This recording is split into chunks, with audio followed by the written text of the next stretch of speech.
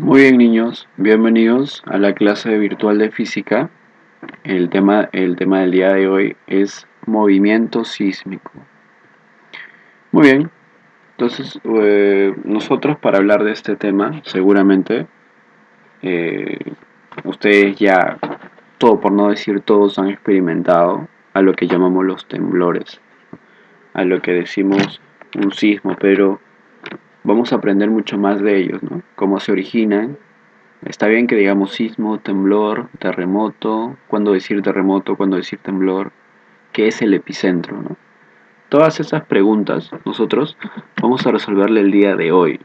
Entonces, siempre eh, hay que tener curiosidad, ¿no? Sobre todo por este tema que es muy importante, ya que Lima, y en realidad la mayor parte de la costa, es propensa a sufrir de estos fenómenos, ¿no? Y ahorita nos vamos a dar cuenta por qué. Entonces, movimiento sísmico, ¿cómo lo podemos definir? Es un movimiento producido en el interior de la Tierra que se propaga en todas las direcciones en forma de ondas. Profesor, ¿y qué es esto? ¿Cómo? No entiendo. ¿Bien? Si no se entiende, aquí con este gráfico lo vamos a explicar, ¿no? Aquí nosotros vemos una superficie de la Tierra. ¿Sí?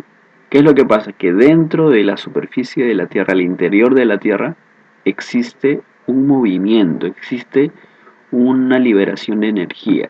En este punto, lo que va a suceder es que se va a generar el movimiento, ¿no?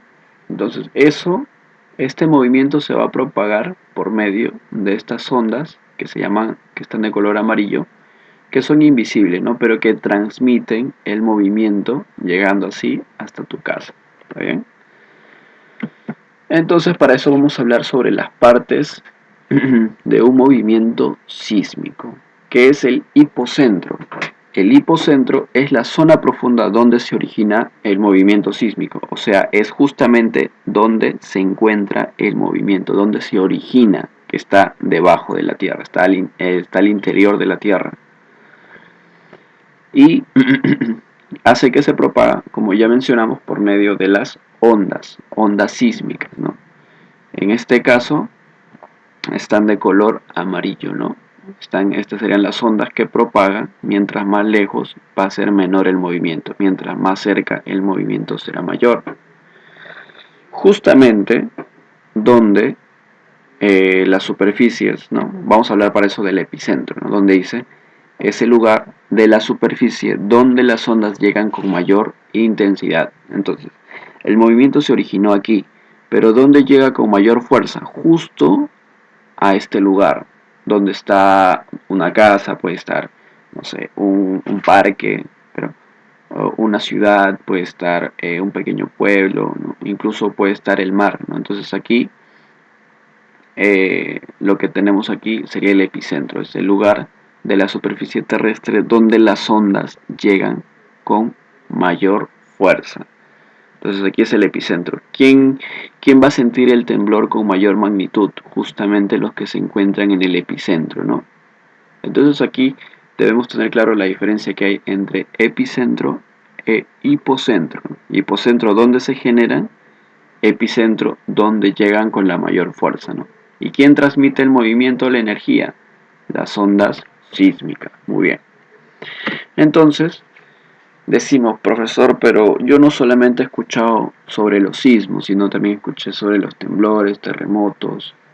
Entonces vamos a aprender a definirlos correctamente, ¿no? Un sismo lo podemos categorizar por dos nombres. Uno vendría a ser el temblor. Se le denomina así cuando el sismo es suave. Cuando el sismo es leve, cuando el movimiento no es muy fuerte, ¿sí? Como lo que hemos experimentado en los últimos días. Incluso ayer hubo un temblor. No sé si se sintió por donde ustedes están, pero por ejemplo experimentamos un temblor, ¿no?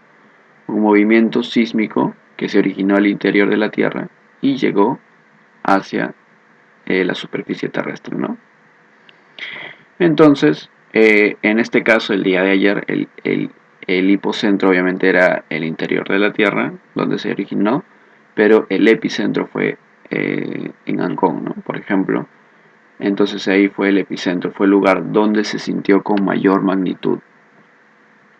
Entonces cuando es despacio, cuando es un sismo suave, se le va a llamar temblor. Y luego tenemos el otro tipo, que vendrían a ser los terremotos. Se le denomina así cuando el sismo es de gran intensidad, cuando el sismo genera mucho desastre, cuando genera grietas, cuando genera derrumbe de casas, cuando genera fallas geológicas, ¿no? Que son cuando estas tierras, cuando la superficie se le podría decir, ¿no? Cuando está rajado, ¿no? Entonces son actividad sísmica muy fuerte, ¿no? Y cuando es muy fuerte se le va a llamar terremoto. Si es leve, temblor, ¿no? Si es suave, temblor. Entonces, eso es la diferencia. Profesor, ¿y qué es lo que causa que existan estos movimientos sísmicos, ¿no? Entonces, para eso nosotros tenemos eh, unas cuantas que son las más importantes, ¿no? La primera sería la actividad tectónica. ¿Qué es esto, profesor? Actividad tectónica, ¿no? Se origina por el desplazamiento de las placas tectónicas liberando energía. Profesor, aún sigo sin entender. Bien, no te preocupes, aquí está un gráfico. Aquí nosotros podemos observar la superficie de la Tierra, ¿sí? Pero eso es lo que nosotros vemos. ¿Qué es lo que hay dentro, debajo de la superficie? Existen placas tectónicas, ¿no? Aquí, por ejemplo, tenemos la placa de Nazca y aquí arriba tenemos la placa sudamericana, ¿no? La que se encuentra justo en la costa peruana, ¿no? Entonces, aquí, por ejemplo, nosotros tenemos la placa de Nazca que está eh, movilizándose debajo de la placa sudamericana. Entonces, en este rozamiento de placas, hay un momento en el que ocurre una acumulación excesiva de energía, ¿no? Por el tanto roce que tienen, que dado un momento de mucha presión, se libera esa energía, se libera ese golpe y genera el hipocentro.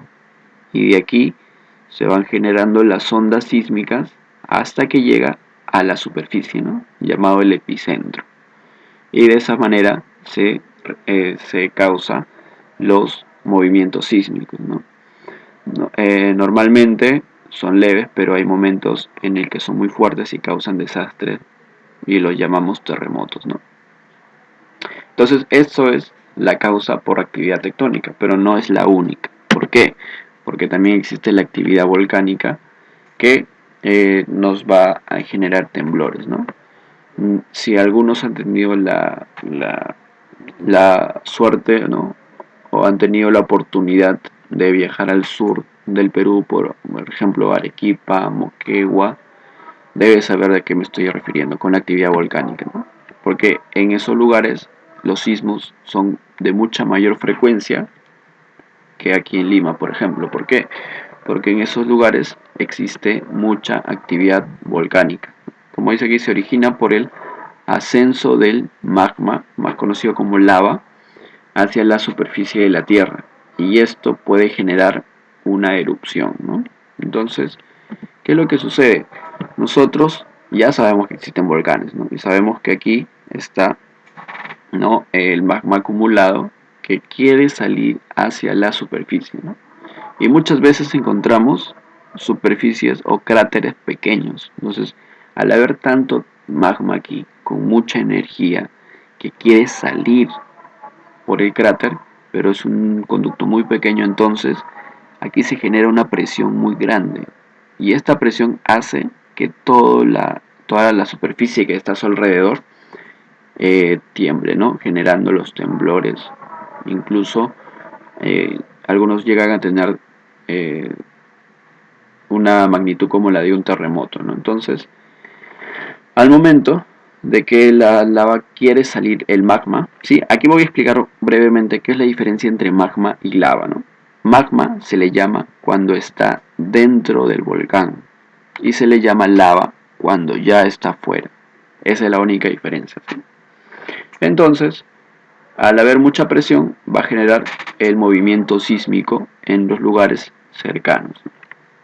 Es una causa también que es frecuente, ¿no? Y por último, otra de las causas más frecuentes es el hundimiento. ¿Qué es eso, profesor? Se origina por la erosión debajo de la superficie a causa del agua subterránea, dejando un vacío que cede por el peso.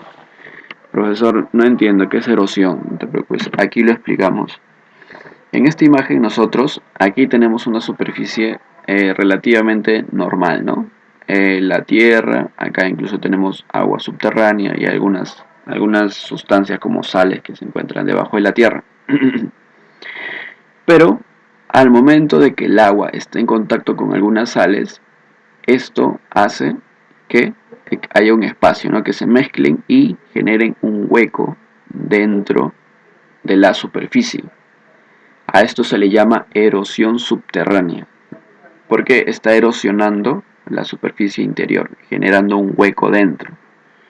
Al haber un espacio vacío, un hueco dentro de la Tierra, que se le conoce como caverna de solución, va a ocurrir lo siguiente, que la superficie de arriba, aquí puede haber algo muy pesado, y como hay un hueco debajo, esto cede y cae hacia abajo. Entonces las personas que están hacia arriba sienten el movimiento sísmico y al final son llevados hacia una superficie inferior. Entonces a esto se le conoce como hundimientos, ¿no? Entonces estas son las causas más importantes de los movimientos sísmicos, porque también existen otras, ¿no? Uno de ellos podría ser, por ejemplo, el impacto de meteoritos, que obviamente también genera temblor, genera movimiento sísmico, ¿no?